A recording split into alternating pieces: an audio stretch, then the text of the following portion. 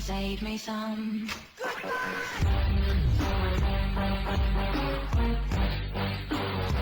Hello, my friends. How you doing today? I am doing another episode of my channel. Yes, I'm not doing well.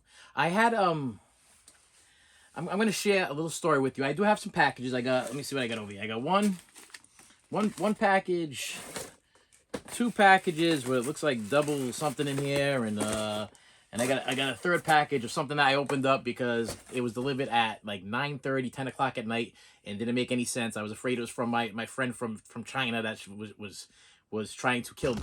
I was not sure what was going on. It was a weird thing. My son brought it in. He's like, "Here you go. It's like 9:30 at night. You might want to watch out for this one." So I do have three packages that I'm going to unbox and tell you a little bit why I purchased them and what the situation. But I want to start with one thing. One thing. Please do me a favor and please hit the like button, the share button, the subscribe button, all these things and everything.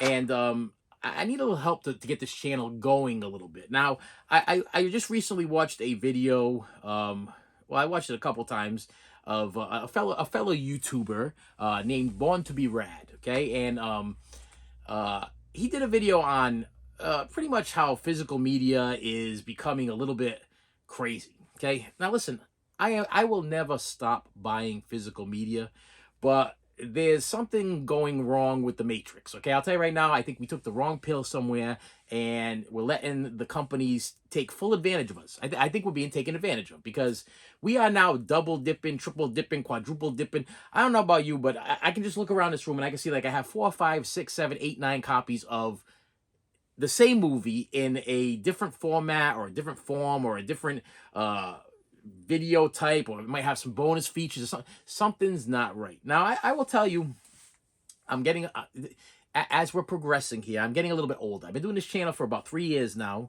if not a little bit more. And I was a lot younger when I started the channel. I was also financially doing a lot better. Due to this outrageous the one thing that Mr. Born to be Rad did say that really hit me was that when your collection is stacking up on the floor and you have no more room to display it or putting against the wall, or then there might be a problem. When you can't enjoy your collection for what it is, you can't view your collection or see what you know what you purchased, you might have too much. And if you have too much, then this is where I'm at right now. I am searching for things all the time, constantly searching for a title. Like, let's say my wife says, "Hey, I feel like watching something this week. I'm just gonna throw something out. Tombstone." Let's say, "Yeah, Hun, I want." She would probably never say this, but "Hun, I want to watch Tombstone." Well, I know I own Tombstone, but where is it located in this room? Okay, where is it? See, Tombstone is not a movie that I would go to all the time, so it's not going to be prominently displayed in my horror section or my sci-fi section. I don't have a Western section. Those are all in like milk crates that were stolen from a store a long time ago in a galaxy far away when I was a lot younger. Yeah. So I'd have to dig through about 10, 15 milk crates to find Tombstone if she wanted to see Tombstone. That's a problem. That's, to me, this is a collecting problem. And obviously it's not a problem that I'm having. It's a problem that other people are having also. The other issue I'm having in my life right now is I think I'm going through some kind of weird depression thing. Now, I wanted this to be a quick video. You know, I got my daughter's coming over to visit, and I wanted the video to be quick so I can get it, get this done. And I just gotta tell you, my wife won free massages for her and a significant other. Okay. Now, I will tell you, I am almost in my 50s. Okay, and I have never in my entire life ever gone for a massage. I found them to be what's the word I'm looking for? Odd. I don't know. Just something about some other person that you don't even know, rubbing parts of your body or whatever. To me, it always seemed very odd. Okay, and I never was kind of excited about doing something like that. But my therapist and my spiritual Yoda are telling me that I deserve things. I should try new things, and I should get out of my comfort zone and do stuff that I don't normally do. So me and the wife, we go to she books a massage parlor thing for me and her. We drive out. It's pretty long drive and everything. We get there, and a lady, two ladies there, and I was hoping for like an old woman. Like I wanted an old woman, maybe with some like nice thick burly hands, or like one of them old Asian women's, or whatever, like the ones you see in like movies, the ones you see on TV, the ones that you're like, okay, yeah, I don't mind this person or whatever. You don't want the 22-year-old girl that just got out of college or whatever. You don't want that. Okay, that's not what I want anyway. That's not what I'm looking for. Okay, that make me feel, I feel odd. I'd feel odd. So I did get a nice woman. Okay, nice woman. I'd say she was probably in her 50s ishes. Okay, I hope I'm not insulting her. She's probably never gonna see this anyway, but she's probably in her 50s ishes. And I'm like, okay, like this is okay. Okay, she looks like a professional. She looks like she's been doing this for a long time. She asks me. She goes, what do you want done? And I'm like, I teach preschool. I'm a little stressed out. I got some depression going on. Very anxious all the time. I want to relax. I want you to help me relax. Okay. Okay. So whatever the back massage or the arm massage, whatever you're about to do that helps me relax. That's what I'm looking for. I said, but only one rule: don't touch my feet. Don't listen. I'm not into that weird foot stuff. Just don't leave my feet alone. Okay. Okay. I don't want. I want to touch my feet. I ain't gonna have you touch my feet. Don't touch my feet. Leave them alone. Okay. And she's like, okay, no. I just want to make sure that what we're working with here. If you wanted me to focus on the shoulders, you want me to focus on this, you want me to focus on that. I'm like, you can focus on whatever you want. Just leave my feet alone. And so this is, I've never done this before. Now you can comment below if you have. I want to know if you have ever gone to a massage therapist before. Okay, comment below. Yes, I have, and I had a great experience. Or yes, I understand exactly what you're talking about. So I'm here and I'm feeling very awkward. I'm feeling very awkward. On top of that, there is something seriously wrong with me, where I cannot relax. My mind is not right. Okay. Now I had to temporarily put my therapist on the back burner because I be broke. Okay. I got no money. I got the bills are piled up. We're falling behind. Last week they were gonna foreclose on our house. The collections are ridiculous. Yes. And listen, my wife tells me all the time, I know you buy whatever, but it adds up. If you guys been watching this channel for a long time, you know that there's packages coming in here every single day. Now, if I'm spending $10 or $20 or $30 a week or whatever, let's say I'm spending $50 a week on packages. Okay, after a while that adds up. That's a bill. That's an electric bill, a gas bill, a telephone bill. That's some kind of bill that I could be paying. So I'm screwing us up. I'm screwing us up by collecting and triple dipping and double dipping and quadruple dipping and buying all kinds of stupid things that I do not need, because the fact is we don't take this stuff with us when we are dead, okay? And that's what's been bothering me a lot lately. So I'm laying here on this massage table, and she puts this hot thing underneath my neck, okay? And then she puts this hot thing over my eyes, and then she covers it up with like a rag or something, so I can't see. I got this hot thing under my neck, this thing on my eye, and she starts doing the massage thing. Starts working on the arm. She's working on the arm and working on the other arm, and then she gets down to the legs, and then she's working on the legs. And I gotta tell you, my mind could not stop racing. And the more I tried to stop my mind from thinking of ridiculous stuff, like I was having Final Destination thoughts. Like I pictured this woman, she's pulling on my leg. Okay, I pictured her pulling on my leg, slipping on a bar of soap and going flying into the wall, cracking her head open, bleeding on the ground. All of a sudden, I don't feel anybody massaging anymore, and I take the thing off my face, I look up, and there she is, dead on the ground. Okay. I don't think everybody that goes to a massage parlor thinks about this stuff, okay? When she was like rubbing my shoulders and stuff like that, I felt guilty. I felt extreme guilt. I almost told her I had anxiety, and I almost told her to stop. I felt guilty. I was like, I felt bad for her. I was like, why would you be doing this? Now, listen, people tell me all the time that I'm a good person. Okay, you're a good person. You do things. You help kids out. You take care of children all day. You help the families out. They're struggling with things. You help your kids out. You help people. This is what you do. Listen. I started taking care of my brother when I was about 7 years old. After my brother, my grandmother got sick, had Alzheimer's and stuff like that. I used to take care of her. Okay, taking care of my brother and taking care of my grandmother with Alzheimer's, and another grandmother that was sick or whatever. And my parents didn't want to deal with them. So when we had to go visit my grandmother at the elderly home, my father would take me, so I would be his deterrent. Okay, she would focus on me, because so he didn't have to deal with her.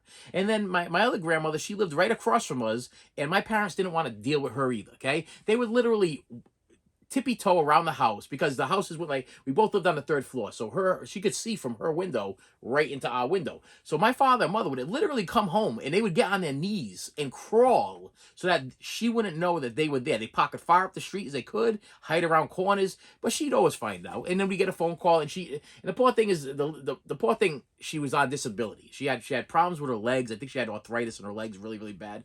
And she was on welfare. She didn't have no money, and she would run out of money. She lived with my uncle, and she was taking care of him, and she would run out of money. So every month she would contact us and be like, "Hey, you guys have any extra food, any canned goods, any something that you can give us or whatever?" And my father was like, "Don't answer the phone," or my mother would be like, "Don't answer the phone. It's your grandmother. She wants food or money or something like that, and we can't give it to her or whatever." When really we could. They just didn't want to deal with it. So I would go next door, and I would bring her Chef Boyardee or whatever. I'd pour it into the pan for her, and I'd get her all set up and stuff. But then after that, I had my own kids. Okay. And then after that, I started taking care of hundreds of other people's kids. So I've always been taking care. Listen, like I tell everybody, I've always either been a caregiver or a protector of people. Okay. I've been protecting people my entire life, or caring for children almost my entire life, or people that needed care. So you would think that I would need some self care. You know what I mean? Like, I deserve to be able to get some self care. This is what my therapist keeps telling me. You need to stop focusing on yourself. You need to give yourself some self care. You're getting older, and you need self care. But my mind wouldn't stop. So I'm listening to the music. They got this therapeutic soft music playing, and the lady's literally whispering in my ear whatever she's gonna do. She's like, now I'm gonna put a nice warm pillow behind your head. Now I'm gonna put a nice warm cloth on your back. So, everything's nice. It's supposed to be nice and calm. And meanwhile, my mind is thinking about car accidents. I'm thinking about plane crashes. I'm thinking about bills that I gotta pay a month from now. I'm thinking about how I'm gonna be able to pay for my house, my medication. I am thinking about so many. It was like the floodgates opened up, and every terrible thought in my entire world just came flying through my head, and I could not relax. I could not. It was absolutely impossible for me to be calm and still and relax. So yeah, I mean, comment below if you know anything about any of this. I mean, I gotta figure this out. I have a strange feeling that at my age, okay, let's make this very clear. I've worked with so many people in the mills. Okay, I worked in the mills with these people who worked with chemicals and everything like that, and all these people couldn't wait. Their entire life, they couldn't wait to retire. They want to retire. They want to retire. They want to retire, and it was like retirement age at the time. I think was 65 years old. A lot of people I knew retired at like 65 years old, and then by like 70, they're dead. Okay, 72, they're dead. Heart attack, stroke, cancer. And all I kept in my head is, I'm like, they worked their entire life, and they got a good, what, 5 years out of their life. Like, you got a good 5, maybe restful years out of your life. Some people that I worked with didn't even get that. Some of them died before they even were able to retire. They were like ready to retire, and they died before retirement. So this has been driving me crazy a little bit lately, because I'm like, you know what? I don't want to struggle for the rest of my life. I don't want to keep struggling and worrying about my money, and worrying about how much I'm going to have every week, and worrying about this and worrying about that. And I'm like, yeah, I'm accumulating a lot of stuff. But when I drop dead, where's all this stuff going to go? Okay, it's going to go to my kids. It's going to go to my wife, maybe, if she's still here. And then what are they going to do with it? They're going to sell it. They're going to get rid of it. And hopefully it takes care of them. But what if they can't sell it? What if all of this stuff I'm buying is worthless? What if it's all worthless? What if something goes wrong? Okay, what if something seriously goes wrong, and the stuff that has value right now does not have value 10 years from now? Because I'll tell you right now, if you were to pull out let's say a laser disc or something, like those old school laser discs, you know what I mean? And you would have put one in front of somebody's face. What is that worth? Like $5, $4, $3? I see them all the time at the yard sales, flea markets, and all stuff like that. Nobody wants that stuff anymore. What if all of this stuff becomes like that? Now, I'm not saying I'm going to give it up because I love having my physical media. It's my hobby. It's something I enjoy doing. But I've been enjoy doing it with the intention of eventually retiring and be able to sit back and enjoy my collection. Enjoy my toys. Just sit down and look at my toys. Sit down and enjoy like the complete series of Columbo or the complete series of Welcome Back Kotter or the complete series of Saved by the Bell or whatever it is I'm collecting, you know? I'm just starting to have a little bit of a fear now because of all the medication I'm taking, the shape that I'm in. I'm literally taking anxiety medication to enhance my anxiety medication. I'm taking depression medication. I'm taking medication for high blood pressure, cholesterol. It's just my vitamin D is always messed up. I don't. I'm like a vampire. I don't go out in the sun, so my vitamin D is always low. Taking vitamin D, Maxim, whatever, every day. Listen, everybody's gonna go. Your time is short. Okay, your time is short. You're all numbered. We all got a number. We just don't know which number it is. And what I've been thinking a lot lately is that's the truth. You don't know when your number is gonna get pulled. So I might be sitting in this chair today, and then 2 weeks from now, this chair might be empty. And are there gonna be a lot of people that are gonna care? I mean, a lot of people really gonna care. And I'm not talking about just my YouTube friends. I'm not talking about the people that sit here every week, and then that week comes and you're not gonna have a video and you're gonna be like, what happened to that guy? You know, what happened to that YouTube guy? Did it finally happen? Did he finally kick the bucket? Did he croak? Is that what happened? I'm talking about the people that I have that are closest to me. Are they really going to care? That's the question that is like just sitting in my head, because I have children that I legitimately feel are not gonna care. I have family members that I legitimately feel are not going to care. And not to be hypocritical, I got family in my life that if they would have dropped tomorrow, I wouldn't even know. And I probably wouldn't even care. You know, it's like it would be an inconvenience for me. So I don't want to be hypocritical because like I feel like you get what you give. So maybe the feelings that I'm having right now is because I can't produce these feelings. Listen, I didn't come from a house where there was a lot of love. I came from a house where there was a lot of abuse, a lot of fighting, a lot of yelling, a lot of throwing of things, a lot of screaming, and it was a lot of trauma, a lot of trauma. This is what the therapist tells me. You lived your life with a lot of trauma, and you're still living your life now. She actually told me this. Her exact words before I had to tell her, "Listen, I can't see you for a while because I can't afford it." Is you are living in survival mode, my friend. Lock yourself in your room and survive. That's what she said. That was advice from a woman that became a professional therapist that went to school for more years than I did. Her advice to me was to lock myself away in my room and just survive until we can figure this out. Well, when's that going to be? When's it going to be? Because I can't go see you anymore because I can't afford $31 a week anymore. I can't afford $31 a week to go see you every single week, to tell you what my problems are, and you to try to give me some kind of coping skills. And the sad thing is we haven't even gotten to the part where she gives me the coping skills yet, because I've only been going for like 2 or 3 months. So she's still trying to formulate a plan, because she said that I have been through so much trauma and neglect, and it's still continuing to this day. She goes, every time you sit down with me, it's a new story. Every time you sit down with me, it's a new problem. Every time you sit down with me, it's a new traumatic episode. She goes, so I don't even know where to stop. She just keeps writing everything down. She keeps writing away, and not giving me any answer. And I go home, and I literally sit there with my wife, and I tell her about tell my wife everything that I say at therapy. I tell my kids everything I say at therapy. I don't care. I tell you guys everything I say at therapy because I don't care. And but the night after the therapy, I wake up in the morning with my teeth chattering, shaking like a leaf, and sitting at the foot of my bed with a can of soda that I left there the night before, down on my medication. And I know I said this story before. I don't have the Alzheimer's yet, but I'm looking forward to it. I really do hope I do get the Alzheimer's. I will tell you that I think I'm close to it. Or what she's telling me is, no, you don't have Alzheimer's. What you have is extreme stress. Because you're under extreme stress, you're forgetting things. Because I will literally tell people, like, listen, some movies I watch, I'll put the same movie in like 2 weeks later, and I can't remember any of it.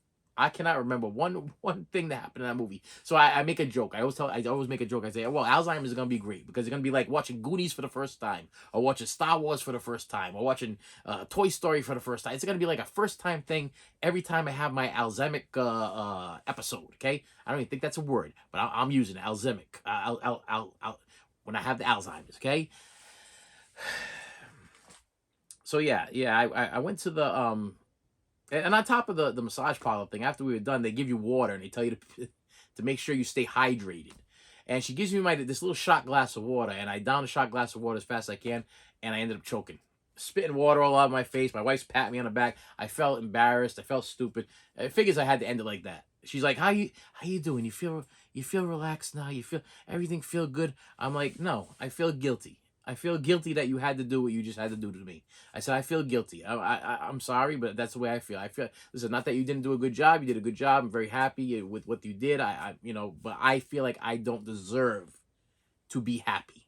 I feel like," and she looked at me. She's like, "Well, maybe this could be, if you're feeling guilt, maybe this could be like a guilty pleasure for you. You can come and do this every once in a while, and you can feel better about yourself."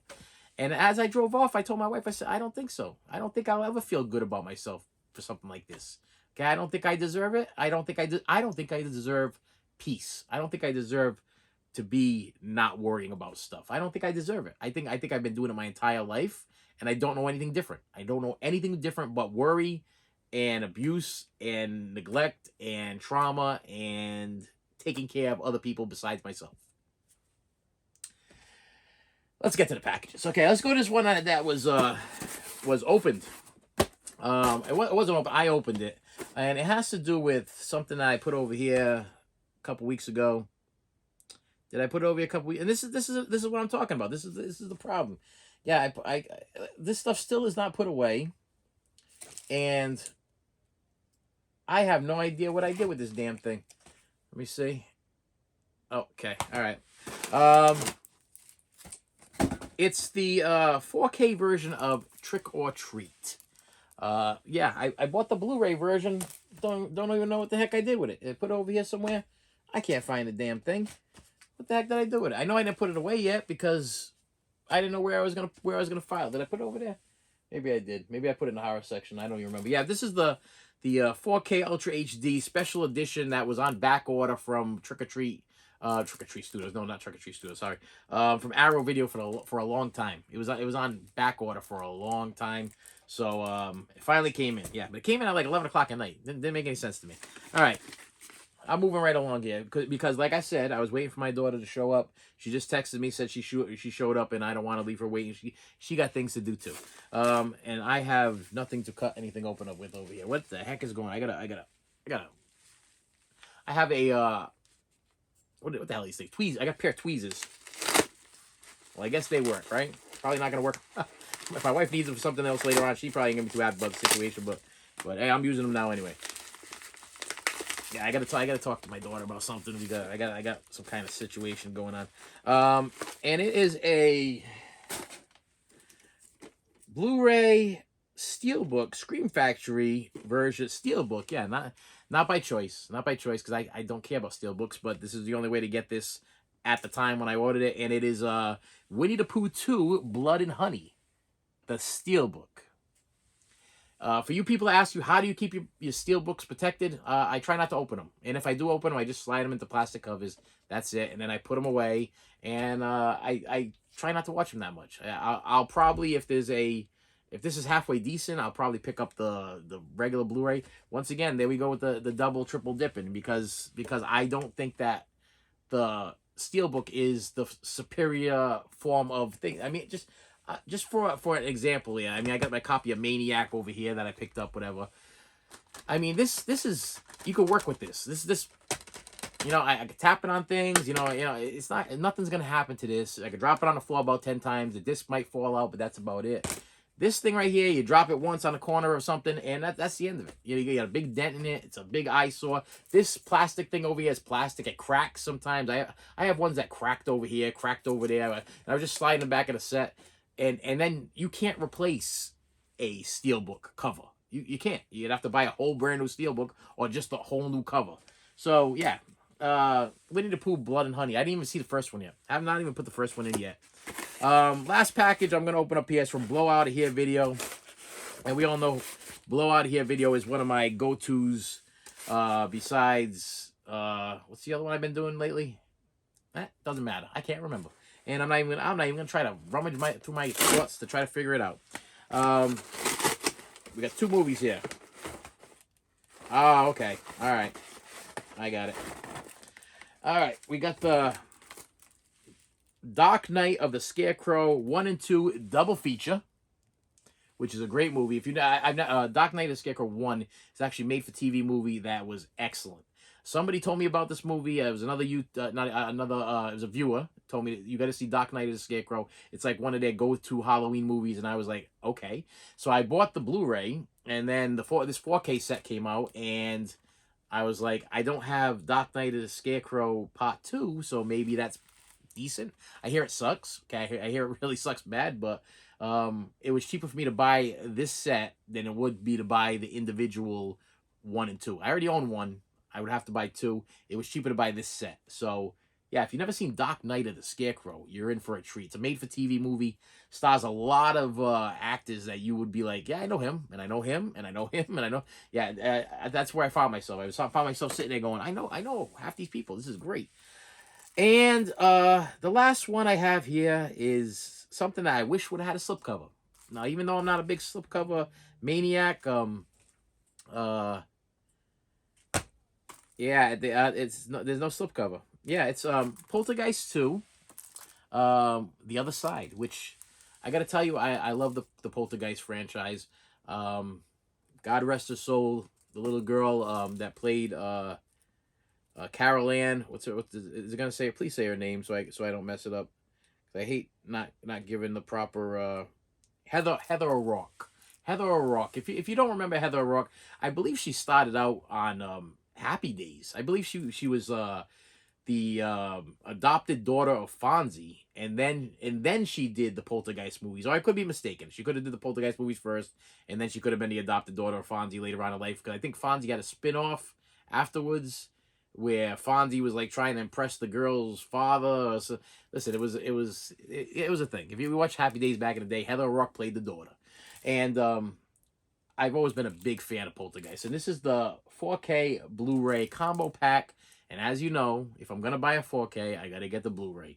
Now, I do already have this on Blu-ray already, and I have it on DVD. So once again, where does the line have to stop? Where do I got to draw the line and say I don't need the 4K?